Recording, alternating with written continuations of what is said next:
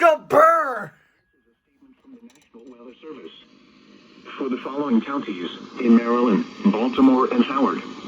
The National Weather Service in Sterling, Virginia has issued a flood warning for East Central Howard County in central Maryland, southwestern Baltimore County in northern Maryland until 4:30 p.m.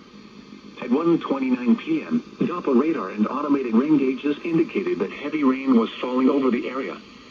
The heavy rain will cause at least minor flooding. At least. Up to 1 inch of rain has already fallen.